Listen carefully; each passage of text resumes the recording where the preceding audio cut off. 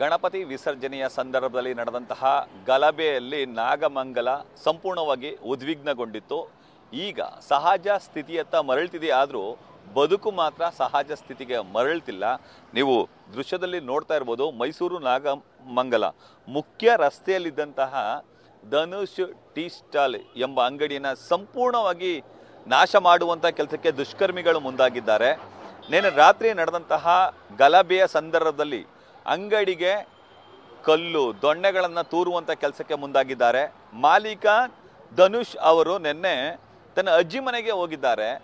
ಅಜ್ಜಿ ಮನೆಗೆ ಹೋಗಿ ಅವರು ತಮಗೆ ಅರಿವಿಲ್ಲದಂತೆ ಈಗಷ್ಟೇ ಅಂಗಡಿ ಬಳಿ ಬಂದಿದ್ದಾರೆ. ಅಂಗಡಿ ಬಳಿಗೆ ಬಂದವರೇ ನಿಜಕ್ಕೂ ಕಣ್ಣೀರ ಕೋಡಿಯನ್ನು ಹರಿಸ್ತಿದ್ದಾರೆ, ಬೇಸರವನ್ನು ವ್ಯಕ್ತಪಡಿಸ್ತಿದ್ದಾರೆ. ಸರ್, ನಾನು ಸಾಲ ಮಾಡಿದ್ದೆ 5-6 ಲಕ್ಷ ರೂಪಾಯಿ, ಆದರೆ ಅಂಗಡಿಯನ್ನು ಬಂದು ನೋಡಿದರೆ ಇಂತಹ ಪರಿಸ್ಥಿತಿ ಇದೆ. ನನಗೆ ನಿಜವಾಗ್ಲೂ ಗೊತ್ತಾಗಲಿಲ್ಲ. ಬೆಳಗ್ಗೆ ಅಂಗಡಿಯನ್ನು ತೆಗೀಲಿಕ್ಕೆ ಅಂತ ಬಂದಿದ್ದೀನಿ ಸರ್, ಆದರೆ ಈ ಪರಿಸ್ಥಿತಿ ಇದೆ ಅಂತ ಹೇಳಿ ಅವರು ಕಣ್ಣೀರನ್ನು ಹಾಕ್ತಿದ್ದಾರೆ. ಅಂಗಡಿಗೆ ಸಂಪೂರ್ಣವಾಗಿ ಕಲ್ಲುಗಳನ್ನು, ಪೆಟ್ರೋಲ್ ಬಂಬ್ಗಳನ್ನು ತೂರಿದ್ದಾರೆ. ಅಲ್ಲಿದ್ದಂತಹ ಟಿವಿಯನ್ನು ತೆಗೆದುಕೊಂಡು ಬಂದು ಹೊರಗಡೆ ಬಿಸಾಡಿ ಹೊಡೆದಾಕಿ ಅದನ್ನು ತುಳಿದು ಹಾಕಿದ್ದಾರೆ.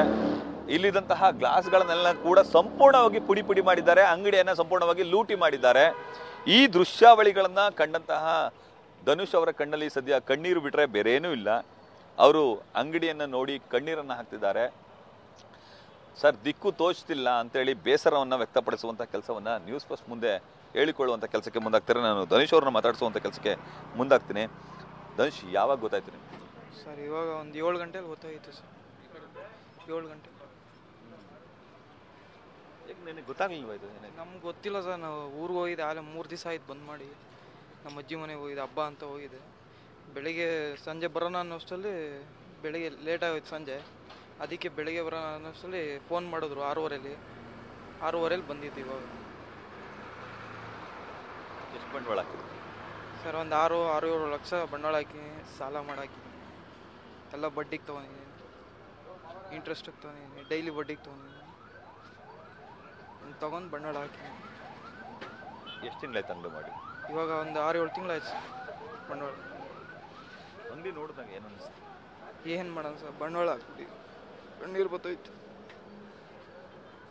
ಯಾರು ದಿಕ್ಕು? ಎಲ್ಲ ಸಾಲ ಮಾಡಾಕಿದ್ದೀವಿ, ಎಲ್ಲ ಬಡ್ಡಿಗೆ ಸಾಲ. 6-7 ಲಕ್ಷ ಬಂಡವಾಳ ಹಾಕಿದ್ದೀವಿ. ಯಾರು ಕೊಡ್ತಾರೆ? ಯಾರೋ ಮಾಡೋ ತಪ್ಪಿಗೆ ನಾವು ಅನ್ಭವಿಸ್ಬೇಕು. ಇವಾಗ ಸಾಲ ಮಾಡಿ, ಸಾಲ ಇಲ್ಲ ಅಂದರೆ ಏನೋ ಒಂದು ಅಡ್ಜಸ್ಟ್ ಮಾಡ್ಕೋಬೋದಾಯ್ತು. ಸಾಲ ಮಾಡಿ ಸಾಲ ತೀರ್ಸೋರಿಗೆ ಹೆಂಗೆ ಮಾಡೋದು?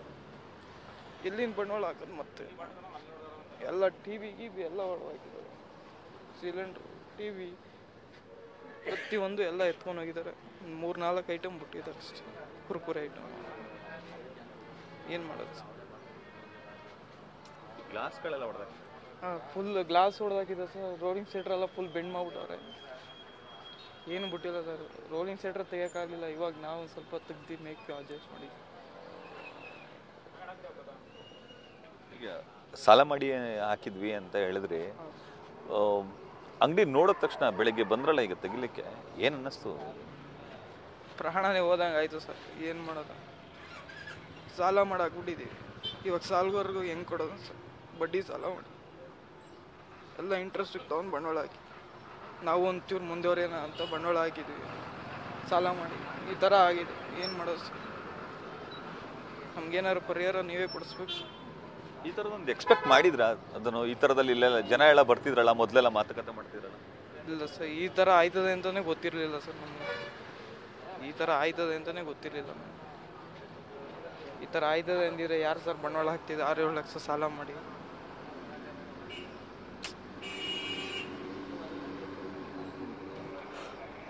ಇದು ಮಾಲೀಕರಾದಂತಹ ಧನುಷ್ ಅವರ ಕಣ್ಣೀರ ಕತೆ.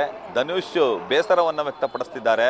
ಸರ್, ಸಾಲ ಸೋಲ ಮಾಡಿ ಅಂಗಡಿಗೆ ಬಂಡವಾಳ ಹಾಕಿದ್ದೆ ಸರ್, ಅಂಗಡಿಯನ್ನು ನೋಡಿದ ತಕ್ಷಣ ಪ್ರಾಣ ಹೋದಾಗಾಯಿತು ಅಂತೇಳಿ ಅವರು ಅಳಲನ್ನು ತೋಡ್ಕೊಳ್ಳುವಂಥ ಕೆಲಸಕ್ಕೆ ಮುಂದಾಗಿದ್ದಾರೆ.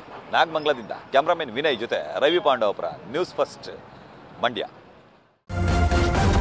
ನ್ಯೂಸ್ ಫಸ್ಟ್, ನಿರ್ಭೀತಿಯಿಂದ ನಿಮ್ಮ ಪರವಾಗಿ.